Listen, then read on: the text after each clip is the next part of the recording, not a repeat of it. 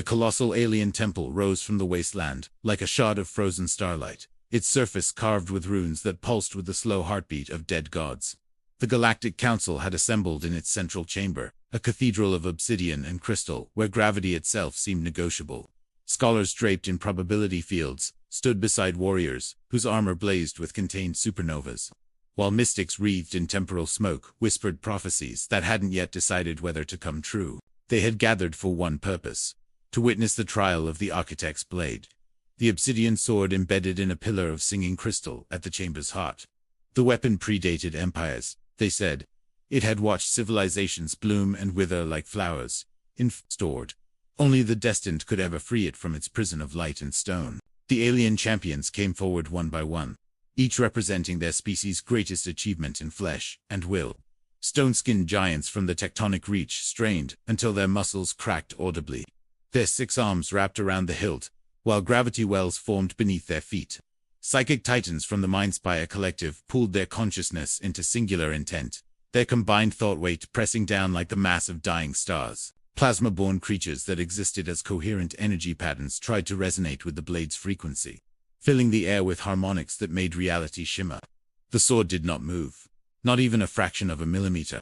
After each failure, the ground trembled, as though the planet itself shared their frustration, and nervous laughter rippled through the assembled witnesses, like wind through a field of crystal grass. Holographic scribes materialized around the perimeter, their geometric bodies unfurling into recording configurations. They documented every attempt with clinical precision, their data streams weaving through the air in ribbons of pure information.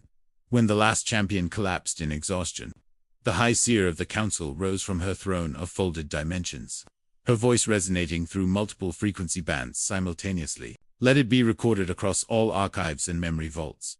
No mortal being, no species yet evolved, no consciousness we have encountered can free the architect's blade. The prophecy is sealed. The weapon waits for a bearer that may never come. Her proclamation thundered through the chamber with the weight of absolute certainty, and the assembled council nodded in solemn agreement.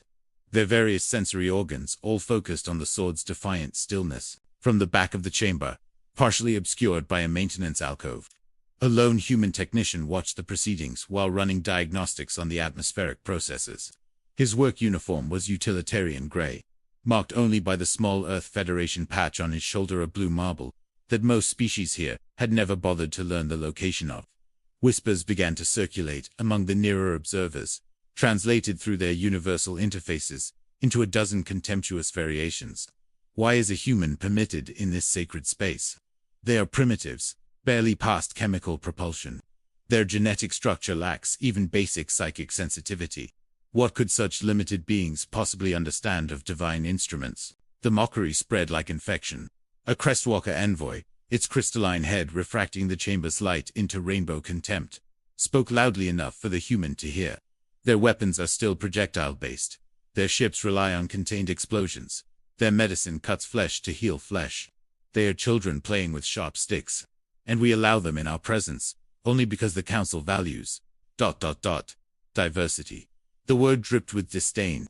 Laughter erupted across multiple species, translated into clicks, harmonics, and pheromone bursts that all conveyed the same derision. The human set down his diagnostic tablet with careful precision. He walked forward, his boots making soft, rhythmic impacts against the ancient floor sounds, so ordinary they seemed alien in this space of cosmic grandeur. He didn't stride with warrior confidence or glide with mystic grace. He simply walked like someone crossing a room to retrieve a forgotten tool, hands relaxed at his sides, posture unremarkable. The chamber's conversations faltered and died as beings noticed his trajectory. Toward the sword, the council erupted. This is blasphemy of the highest order. No human may approach the architect's blade. A war master from the Siege Collective activated his weapon systems, photonic barriers snapping into existence. Others joined the outcry, their protests forming a wall of sound and intention meant to stop the human's casual advance. But the High Seer raised one translucent appendage, and silence crashed down like a falling moon. Her voice carried amusement, sharp as broken glass. Let the primitive approach. Let them lay hands upon what gods and titans could not move. We could all use entertainment after such disappointment. The human reached the sword without ceremony. His right hand, calloused from years of maintenance work, closed around the hilt, with the same grip he'd used for a wrench or a soldering iron. For one crystalline instant, the entire chamber held its breath, those that breathed, and those that merely existed in states adjacent to breathing. The blade, which had withstood the combined might of species who cracked planets and folded space, slid free of the crystal with a soft whisper of metal against stone. The human lifted it, tested its weight with a small movement of his wrist, and said in a tone of mild surprise, "Huh, easy as always." Chaos detonated through the chamber, like a bomb made of disbelief. Aliens screamed in frequencies that shattered the holographic scribes. Mystics collapsed as their probability fields inverted catastrophically. Guards raised weapons with trembling appendages, while alarms shrieked warnings that the temple's fundamental constants were destabilizing. The runes carved into every surface of the vast chamber ignited simultaneously, flooding the space with light that existed in colors most species present couldn't perceive. The human squinted against the glare, but didn't drop the sword. Visions slammed into every conscious mind, present with the force of religious conversion. They saw wars that predated their oldest myths. Saw the architects themselves, beings of geometric perfection and infinite patience forging the blade in the heart of a collapsing universe. And they saw humans. Humans wielding this same weapon across eons. Humans standing against entropy itself. Humans who lifted and carried and endured when gods gave up and went silent. The revelation crashed through the council's certainty like a meteor through tissue paper. This was not the first time. Earth had never been primitive. It had been patient. The human adjusted his grip and gave the blade an experimental spin, the kind of casual flourish someone makes with a familiar tool. Sparks cascaded from its edge, each one singing in frequencies that made mathematics visible to the naked eye. The weapon recognized him, responded to him, had been waiting for him. The bond was so obvious, it seemed absurd that anyone had ever thought otherwise. Counselors surged forward, their various forms of locomotion, all expressing the same desperate need for answers. What are you? How do you wield it? What right do you claim? The questions came in a babel of languages, all unified by fear. The human shrugged, a gesture so profoundly ordinary it seemed obscene in this moment of cosmic significance. It's just a sword. We've always lifted what others said was too heavy. It's kind of our thing. A siege collective champion charged, honor demanding he reclaim some shred of pride. The human didn't even turn fully, just brought the blade up in a simple blocking motion. The impact cracked the chamber floor in a spiderweb pattern extending 50 meters in all directions. The champion's exoskeleton crumpled like foil, and he collapsed unconscious. His weapon systems flickering out in confused defeat. The sword pulsed brighter, its glow synchronizing with the human's heartbeat. The holographic scribes, those that had managed to reconstitute themselves, updated their records in real time. New data scrolled across every display in the chamber. Destined bearer identified. Species classification, human. Authorization level, absolute. Panic swept through the council like wildfire through oxygen-rich atmosphere. The High Seer's voice had lost its amusement. If humans can wield the architect's judgment, then all prophecy must be rewritten. The shape of the galaxy changes this moment. They are not the species we thought they were. Fear and rage rippled through the chamber in equal measure. Each species processing the revelation according to their nature. Some saw opportunity. Others saw extinction. A covert communication network activated among a secret faction within the council. Their encrypted thoughts hidden behind quantum noise. If we eliminate him now, perhaps the sword returns to dormancy. We could claim it was divine punishment for his presumption. But others feared that killing the blade-bearer might trigger mechanisms the architects had left dormant. Weapons that would make the sword look like a child's toy. The human noticed the shift in attention, the way certain beings had begun calculating angles and energy requirements. His expression didn't change, but he shifted the sword to rest casually against his shoulder, carrying it like a shovel after a long shift. "So," he said into the tense silence. "What now?" The ancient carvings covering the temple's walls began to move. Stone flowed like water, revealing deeper layers of truth that had been hidden beneath 10,000 years of dust and deliberate forgetting. The images told a story. The architects building the blade as a final gift to the species they deemed most worthy. Not the strongest or fastest or most psychically gifted, but the one that would endure. Humanity, the last species forged to survive all trials, to carry all burdens, to stand when everything else had fallen. The revelation propagated beyond the chamber at light speed, carried by the same quantum networks the faction had tried to use for assassination plans.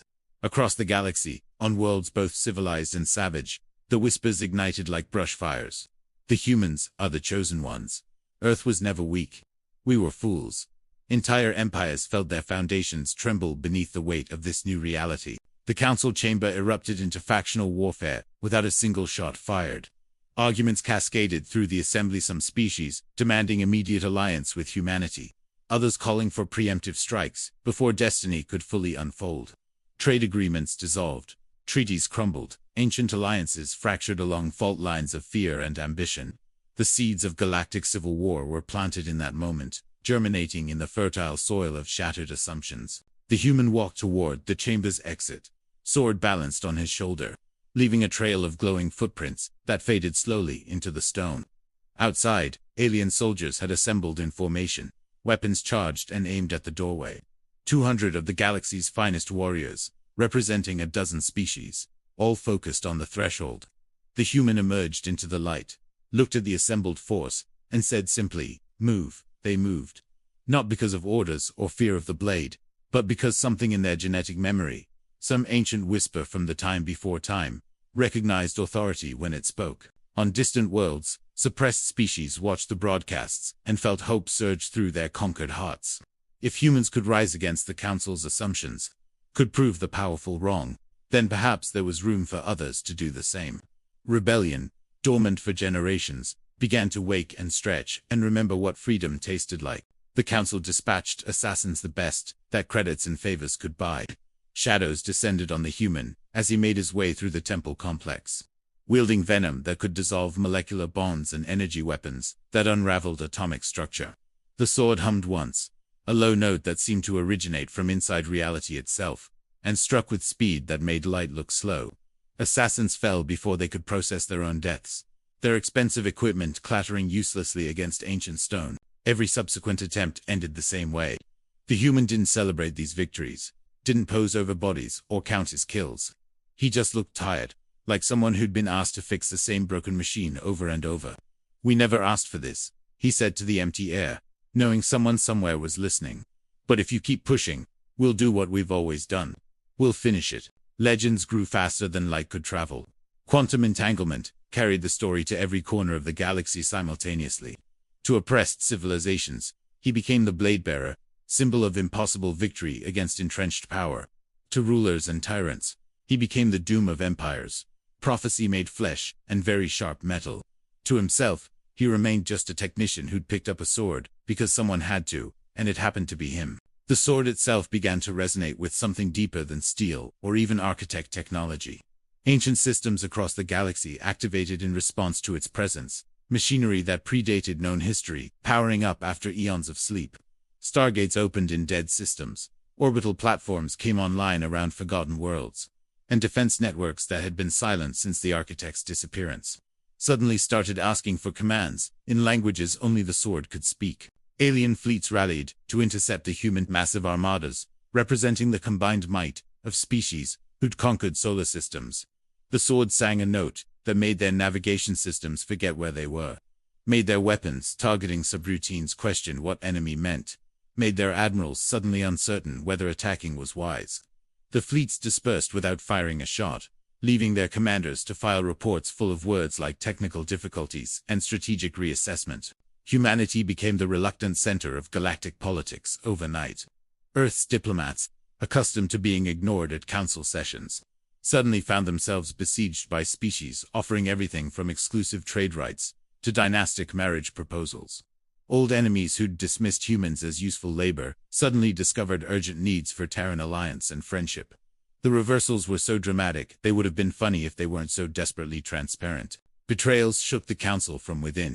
The High Seer, pragmatic above all else, attempted to broker a secret deal with Earth's government, offering them control of 3 sectors in exchange for not using the sword against council interests. When Earth refused, citing principles about not using threats as leverage, she found herself deposed by a coalition who thought her solution to generous per replacement lasted 6 hours before being deposed for being too aggressive. The human resisted every attempt to label him. They called him chosen, destined, prophesied, anointed. He kept correcting them. "I'm a technician who picked up a tool." But the galaxy needed its symbols, its myths, its clear narratives of cosmic justice. They painted murals of him across station walls, composed symphonies in frequencies he couldn't hear, wrote epics in languages he couldn't read. He found the whole thing exhausting. The final revelation came when the sword itself spoke, not in words but in pure meaning that bypassed language entirely. The blade was not a weapon of conquest, but a tool of judgment. It could not be wielded for expansion, or glory, or even righteous vengeance. It existed to measure civilizations against their own ideals, and find them wanting or, occasionally, sufficient. The architects had left it behind, as both test and key, waiting for a species mature enough to hold power without needing to use it. The human stood at the edge of the temple complex, looking up at a sky filled with ships from 100 worlds, all waiting to see what he would decide. The sword rested point down in the ancient stone, his hand still on its hilt. He could end civilizations with a thought, could remake the galactic order according to any principle he chose. The power was absolute, immediate, and terrifying. He planted the sword deeper into the ground and released it. The blade's glow intensified, its resonance spreading outward in waves that washed over every ship, every station, every inhabited world within 1,000 light-years. The message was wordless, but perfectly clear. Judgment was not his to give alone. "We're done proving ourselves," he said, his voice carried by the sword's resonance to every being in the galaxy simultaneously. "You decide what happens next. Build something better, or don't. Just remember, humans lift what others say cannot be lifted. And we'll be here, ready to lift again, when you inevitably drop it." He turned and walked away, leaving the sword humming its eternal note into the void. The council stared in terrified silence, unable to decide if they'd been spared or condemned. And across the galaxy, in a million different languages, the same question echoed. What now?